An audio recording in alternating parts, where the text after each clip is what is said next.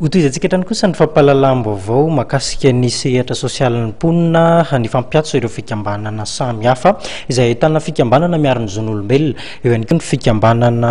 miaro ny madinika mba hanangana voamira iray hijeraka akaiky ny sosialim-baovao ka ao anatin'izany ny tsy fandriam-pahalemana rotsy Rakotony Rainy sy Mamirasoana Ivo nanangana ny vaovao.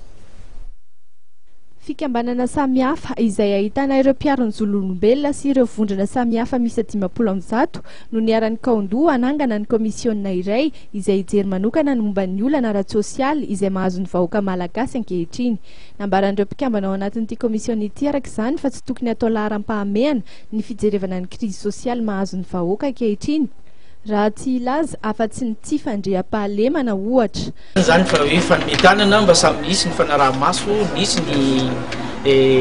fanomezam-baovao any amin'ny mpitandro filaminana, mpitandro filaminana koa na mety amin'ny fiarahamonina mba hahafahana satria misy ny ohatra hoe any amin'ny circulation fotsiny misy fiarakodia mandona olona mitsoka izy tsy hita maty le olona zany dia fa anisany insécurité zany ankoatran'le fikasihan-tanana na ataka miarome any amin'ny toeram-ponenana zay ny antony fivoriana androany manao sonnette d'alarme zay raha ohatra tsy mety nipetraka iadiana amin'ny sécurité dia vorona koa zany reo fikambanana 500 reo any misosokevitra amin'izay fanatonana ho avy amin'ny fitondrana mahefa.